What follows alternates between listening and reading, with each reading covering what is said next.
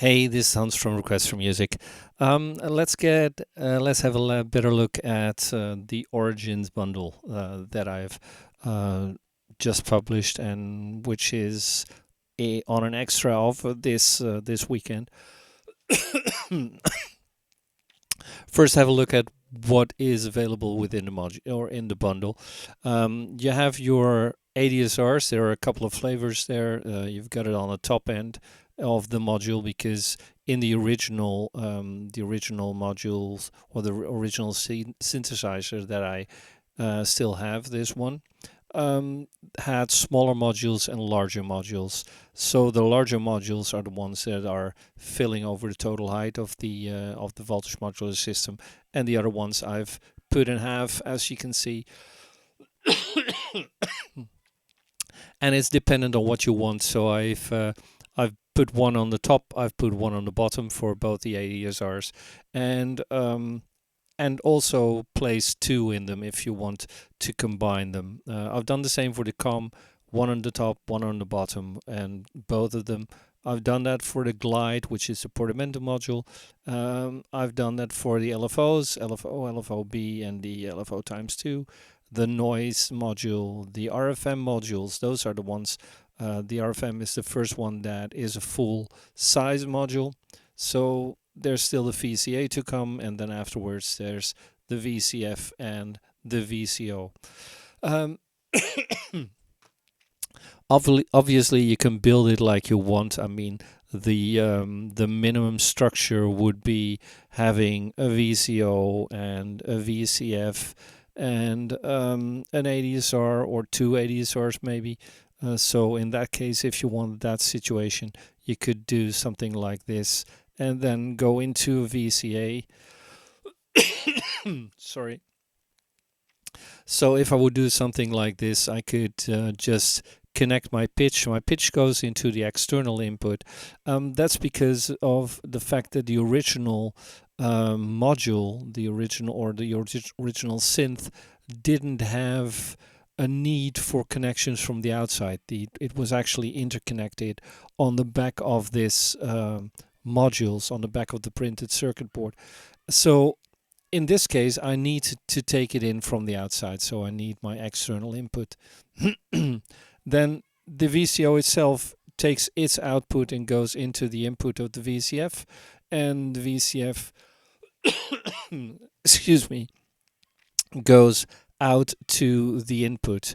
And on the original format again, so if I look here, I had two VCFs, one being a 12 dB filter and the other one being a 24 dB filter. But in this situation, I have one VCF with a switch that can go from 12 dB to 24 dB. So there's only one filter in there. This goes into the VCA, this goes into the output, and then I would have sound if everything's okay.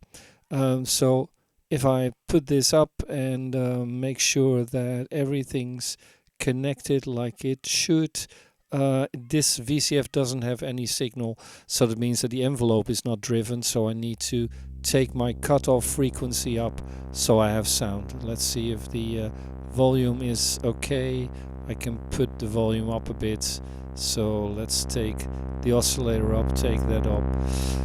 And of course, this is not what you want all the time, so that's why we have a VCA that is actually going to be driven by an ADSR, and I need to switch that on for it. And that means that it needs an envelope, and the envelope is going to be taken out from this ADSR, or actually I'll take the bottom one and I'll take the gate in from the gate there. So that means that now the gate is being driven. So if I dial this up and I press a key,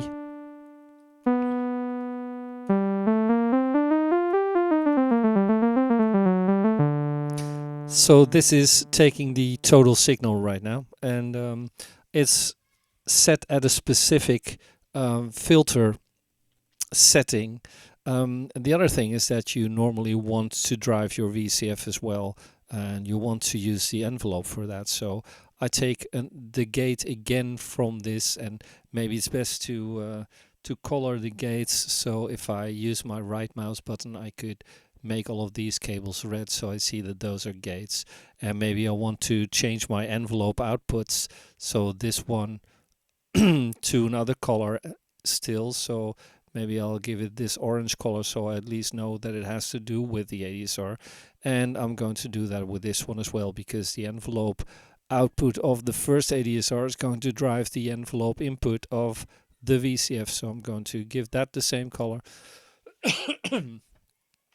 And if that's going to mess up your overall view, I hope you know that here on top you have a button with which you can switch the cables off, which makes it easier to look at. So now the VCA is doing the overall sound, while the ADSR is giving it its envelope by using this envelope together with whatever setting I have here. So if I do something, do something like this, and maybe set it deeper, you get this sort of a pulsy kind of, or a clicky kind of thing. And now I'm driving the ADSR a bit more slowly.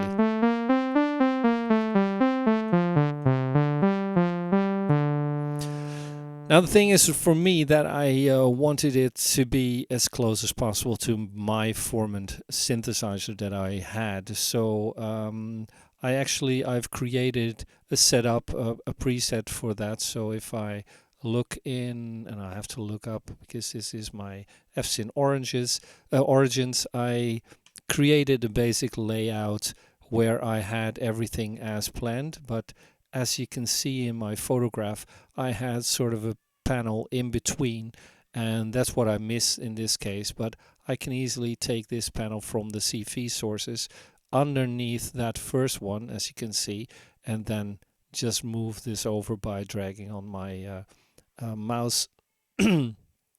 So I have indeed the same kind of thing that I want, and I'll probably have to widen this a bit to see all of the modules in there. There's actually a delay in there as well that you will probably not see. But then I see actually the same kind of thing that I had on my working table, on my music table. So that's what I like anyway. Modules are not connected yet, so I could create the same sort of setup as I just did. So I'm just going to take one, need to take it in the proper input, in my external input. The pitch goes into the input, the output goes into my filter input, the output of my filter goes into the VCA in, and yeah, actually I could take this output out and put that into my main output here, and I would have the same kind of effect if everything's properly connected and I have my VCF switched on, etc., and I don't have my VCA switched on, so it will sorry, just go on sounding with this. So it has a sine wave now. Let's take the space sawtooth. So if I now switch this on, it needs the ADSR again. So let's take this one, put the gate in there. So now this one is responsible for the overall sound of that VCA, which is receiving its sound from the VCF. And then I can take the other AC ADSR, take the output and put that into the envelope, put the gate into the gate output. So now this is giving signal as well. So yeah, both are very short. So let's switch this even to shorter. So now this is giving that short clicky sound. I could turn my octaves back for my filter. So yeah, let's make something like a bass sound with this, and I could use a sawtooth for that instead, and maybe dial that lower. So I'm going to the coarse tuning and set that to -2.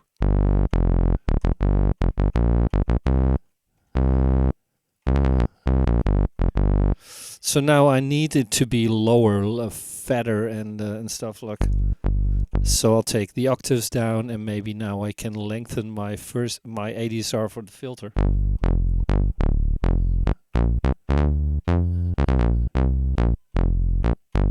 something like that, maybe less deep and a bit longer.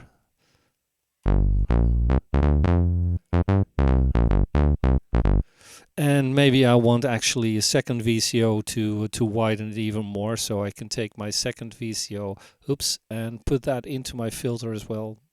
Dial this up again.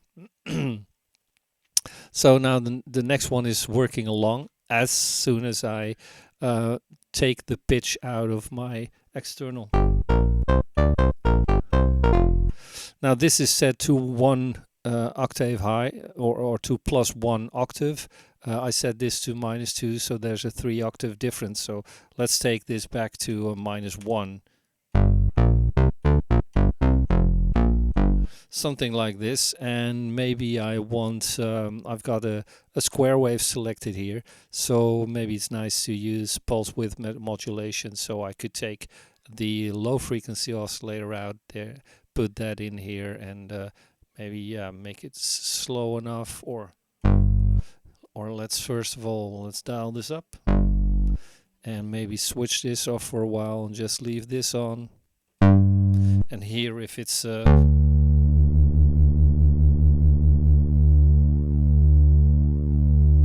something like this. Change the pulse width itself. So now if I have both of them on, so I'll dial that back, put this back to sawtooth.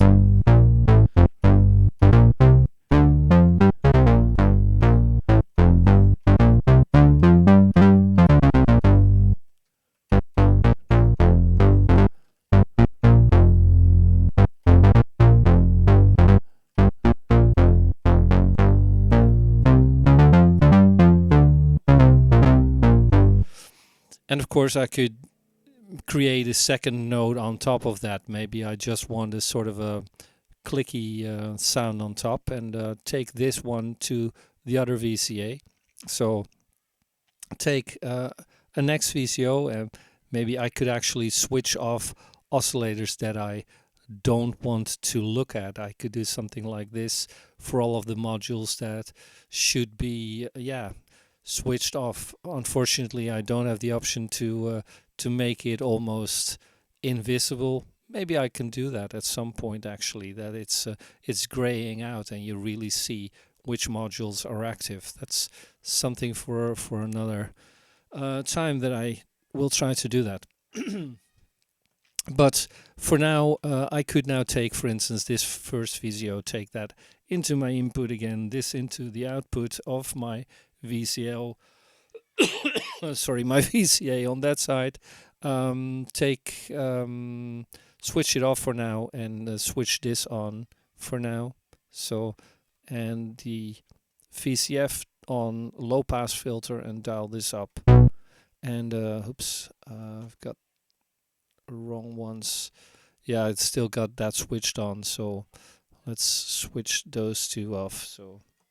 So now I've got nothing at the moment because the VCO is not receiving any pitch, so that's something.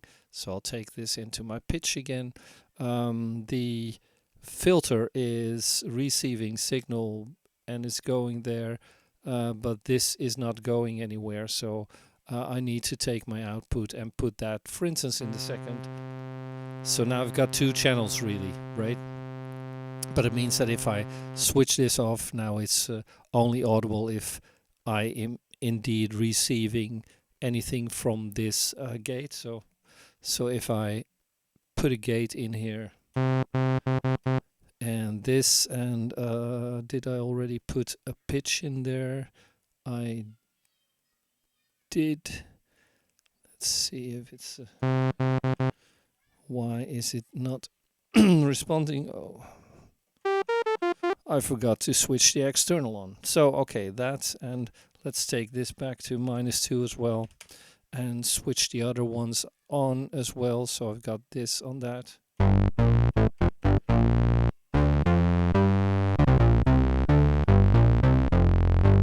So something like that, and maybe have this sound a bit better, or a bit different anyway. So take this up a notch, and use the ADSR as well to drive, to receive a gate first, and then drive the filter envelope. And this is all the way open. So let's see what we can do to change that sound. First of all, take this down because that's the overall VCA sound. So that's shortening the ADSR, and this one will be driving the filter. So I need that difference as well. So let's dial that up a bit. And let's use the Q.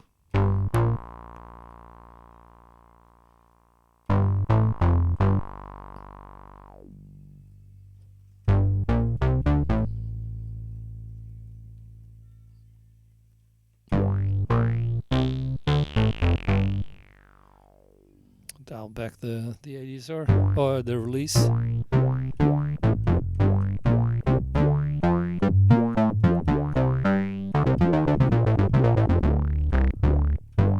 So something like that. So it isn't really too hard to get nice sounds out of that, and that's what I really enjoyed in the way that the format worked. It was pretty straightforward. Of course, there's a lot of knobs on there, but you'll see that it's not really that bad. And I could easily take this next VCO in as well and put some sound in there. I hope you like this video, and I hope you like the Origins bundle, and we'll see you back in the next one. Cheers, bye bye.